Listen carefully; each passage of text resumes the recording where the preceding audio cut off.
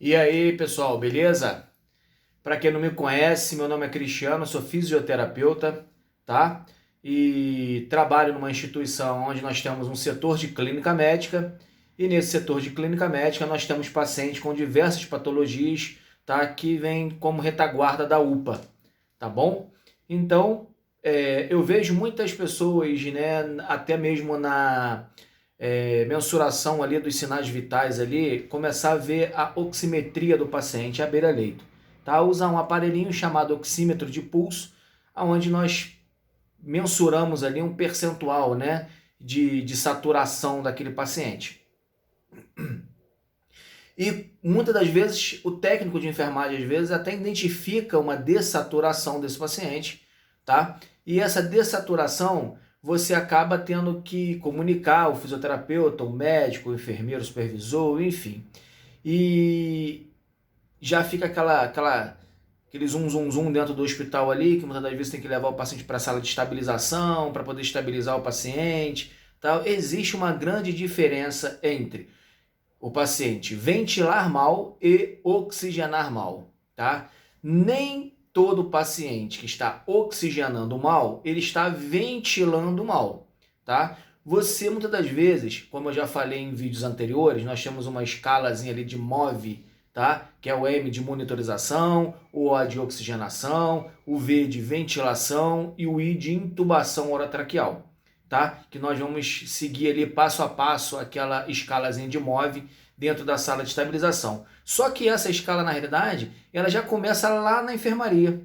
Você muitas das vezes pega um paciente oxigenando mal, mas eupneico, respirando em ar ambiente, sem esforço respiratório, tá? E só que o paciente, quando você coloca o oxímetro no dedo do paciente e você observa uma dessaturação, você tem que ter em mente que o paciente está com problema na oxigenação e não na ventilação. A não ser que o paciente está taquipneico, o paciente está, né, com esforço respiratório, aí você vê que ele já está ventilando mal, tá? Agora ele está eupneico, conversando com você, lúcido, orientado, mas dessaturando. Então, ou seja, ele precisa ser oxigenado. E como que nós vamos oxigenar esse paciente?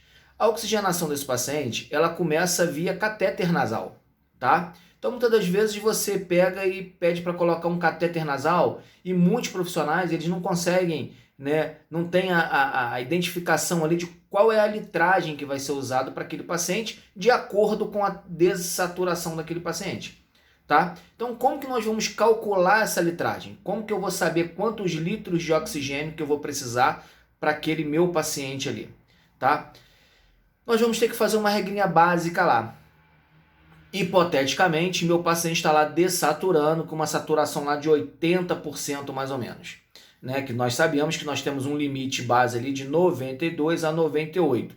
Muitas das vezes eu pergunto aos profissionais da área de saúde, né? Paciente entubado, por exemplo, uma FiO2 lá de 100%, saturando 100%, tá bom, tá legal. Não, eu não quero que esse paciente sature 100%, tá? Numa intubação orotraqueal, numa ventilação mecânica, tá? Eu quero que esse paciente fique numa margem ali de 92 a 98% na saturação periférica dele, tá? E essa saturação de 92 a 98, muitas das vezes você começa a ver que o paciente está desgringolando, né? O paciente está perdendo essa saturação, mesmo respirando, né? Mesmo eupneico, tá? Respirando de uma forma correta, ventilando de uma forma correta, mas você vê que o paciente está dessaturando, tá? Então, como que eu vou calcular essa litragem desse oxigênio? Eu tenho uma regrinha mais ou menos que eu gosto de seguir, né? Ah, tá em livro, né? Isso é protocolo? Não, é uma regrinha que eu uso para oxigenar meus pacientes. Eu começo com catéter nasal, do catéter nasal eu passo para uma macro, da macro eu passo ou para o ambu, né? Sem ambuzar, né? Sem apertar o ambu, tá? Porque se eu apertar eu vou estar ventilando. Eu só coloco o ambu no rosto do paciente com uma bolsa reservatória lá, 15 litros de oxigênio por minuto, e eu vou deixar essa bolsa reservatória lá e esse paciente oxigenando, tá? E se eu tiver uma máscara de alto fluxo também, eu vou usar uma máscara de alto fluxo, né? Tem um outro recurso também com uma bolsa reservatória, 15 litros de oxigênio, também é uma forma de dar ali uma oxigenada naquele paciente, tá? E qual é a regrinha básica daquele para oxigenar ele?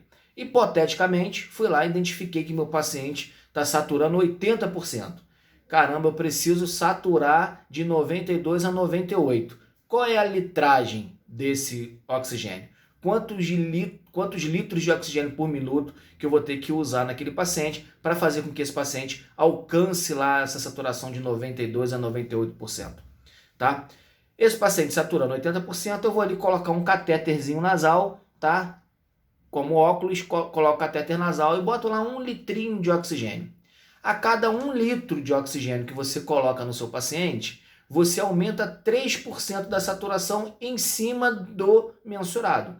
Ou seja, se eu tenho 80%, coloco um catéter lá com 1 litrinho de oxigênio, pego 80 mais 3%, tá? Eu vou saturar lá em média 82% mais ou menos, tá? De 82 a 83%. Foi satisfatório 1 litro de oxigênio? Não. Então eu vou pegar o catéter, que já está lá no narizinho do paciente, e vou aumentar aquele catéter para 4 litros de oxigênio. Então eu tenho 3, 6, 9, 12%. Tá? A cada 1 litro, 3%. Então 3, 6, 9, 12%.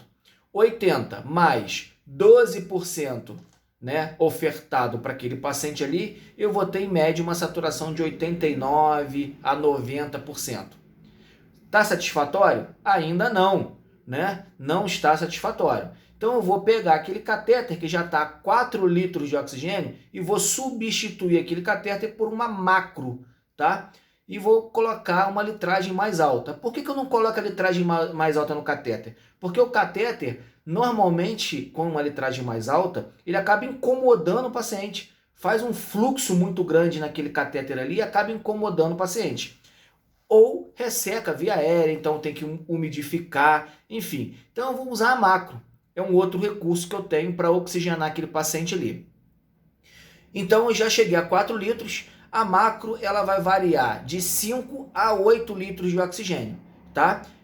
Tem gente que fala 7, em torno de 7 a 8 litros lá, que eu uso a macro, tá? De 5 a 8 litros, vamos colocar lá 6 litros de oxigênio. Então, 3, 6, 9, 12, 15, 18.